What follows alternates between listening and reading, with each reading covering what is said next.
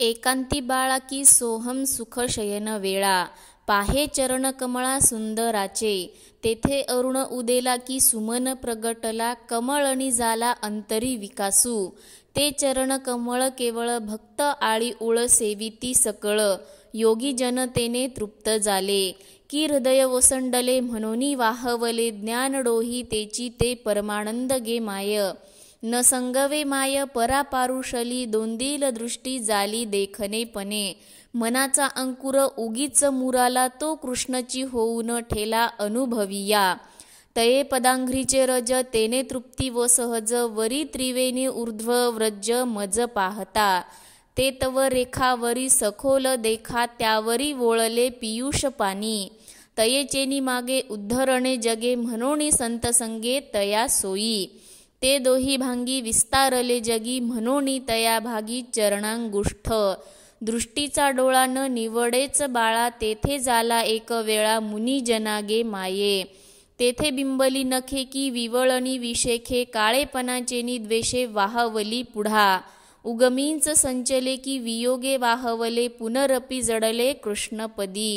गंगा अंगुष्ठधार की वांकीचा बडिवार, तेथे सप्तही स्वर उमटताती. स्वरूपी रमले म्हणून अधोमुख झाली, शोभती गागुरली पायी प्रभावळी गे माये.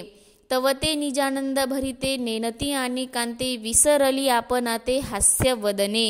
म्हणती नेती नेती गर्जना की मानिका खेवना, घोट्या अनुमाना बाळ सूर्यो. पोटरी या निवाळा की उभली या सरळा, जानुद्वय सोज्वळा उच्च स्तंभ. उंच युगुळकटी माझ सामावे मुष्टी, सोहम समदृष्टी दोही भांगी गे माये. वरी वेढीला पिवळा की मिरवे सोनसळा, की कल्पतरू फुलेला नाभिस्थानी. तेथे वेधू गोपी बाळा की अंतरी सावळा, पालवी मेखळा अभिळा खिया. तेथे मदनु गूढपणे रतिशये रमणे, दुजे अनुभवू अनुभवने न निवडे केही. सखोल नभमंडळ ते ब्रह्मस्थान केवळ, कैसे पाहाले विवळ तेथे जगामागी गे माये. रोमराजे वेळा की वेणी एकवळा, दावी निराळा उदरामध्ये हृदय निर्मळ. तेथे ध्येय ध्यान केवळ, वरी चरण कमळ द्विजोत्तम वैजयंती माळा शोभतसे गळा. उभलेनी वक्षस्थळा उभारली सरळ बाहू दंडन, काळे कनकानवड. अंगोळिया धडफुड खुना दावितो गे माय, ऐसा खुना दावी तसे एका तव दावी अनेका. आंगोळिया देखा दशावतारी, नखाची मंडनी तेथे तेज तारांगणी. होत असे प्रवणी त्रिमिर द्वैत, शुक्ल पक्ष की अंतरी लक्ष सारुणिया साक्ष दृश दिसरवी. एकाएकी संचरे की माझी घरी दुसरे, स्वयं एकसरे नवल चोजगे माये. तेथ सानुसान स्वर दोहिले अंबर, हास्यवदन सुंदर पावया छंदे. निमासुराने टकान कळे ब्रह्मादिका, वेधुनी गोपिका मोही येले जग. समदृष्टी नासापुटी नेत्रद्वय निघाले भेटी, रवी शशी कोटी लोपले तेथे. मना मारुणी मेळा की कुंडले शोभे किळा, तेथे झाला एकवळा योगी जनागे माये. व्योमींचा मनी तया तळी सहस्त्र फणी, तो लाधला निर्वाणी आराधिता. शेषवर्णिताश्रमला म्हणून शरण आला, शयन होऊन ठेला तया तळी. ऐसी सुमन सेजा की मवाळपण बरविया वोजा, तेथे रातली रमा भाजा न निवडे केही. ऐसा झाला एकवळा शेष म्हणे दैव आले फळा, आता पाहेल सुनिळा काय सेज माझी. ऐसयाचे ध्यान जरी हेन करी मन, तरीच पतन जन्म मरण. चिंतासाठी फेडी की उभारुनिया गुढी, स्वयं सुखाची या आवडी की सांडी तासी. आता करू पाहे ध्यान तरी सहजेंची उन्मन, म्हणून समाधान होय जीवा. तीर्थव्रत तपदान जरी न करी हे मन, तरी सहजची साधन गोपीनाथू. तीर्था जाता सायासी तू काय एक देसी, म्हणून अस्तविलासी बहुतान परी. तव परा पश्यंती मध्यमा वैखरी, या मुक्तीनो बोलवेसी. निवृत्ती म्हणे लीळा विश्वव्यापक निराळा, पाहे उघडा डोळा परब्रह्म. ज्ञानदेवामीपणी निवृत्ती ऐक्य चरणी, सरो दुजेपणी हाव जीवा. जीवनरूपी बाळा एकांतात सोहम सुखशयनात असताना त्या सुंदर परमात्म्याचे चरण कमळ पाहायचे असतात. तेथे सूर्य उगवला की फूल फुलले किंवा कमळदळ विकासलेले, तसा अंतरीचा विकास करायचा. ते चरणकमळ भक्त व योगी सतत सेवित असतात. त्यातून मिळणाऱ्या ज्ञानमकरंदामुळे ते तृप्त होतात. त्या सर्वांचे हृदय आनंदाने ओसंडते आणि ज्ञानडोहात ते वाहत जातात. तेथे जो परमानंद त्यांना मिळतो तो कुठेही मिळत नाही. त्याचे वर्णन करताना पराही खुंटली, त्याला पाहून दृष्टीलाही समाधान झाले. मनाचा अंकुर मनातच मुराला आणि तो अनुभव कृष्ण होऊनच ठाकला.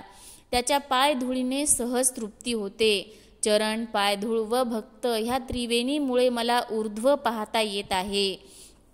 ती ऊर्ध्व रेखा जर सखोलपणे पाहिली तर ती अमृत रेखाच वाटते. त्यामध्ये मला अमृतच आहे असे भासते. म्हणूनच त्या योगाने व संत संगामुळे जग सुद्धा उद्धरते. ते 2 भाग जरी विस्तारले तरी ते चरणापाशीच पोहोचतात. पण ते आपल्या दृष्टीला येणे, आपल्या नजरेला येणे कठीण आहे. तरी मुनिजनांच्या, साधूजनांच्या योगे ते एकत्वास येते. त्या चरणांची नखे ही विशेष आहेत, पण त्या काळेपणाच्या वाहनीत ती पुढे निघाल्यासारखी वाटतात.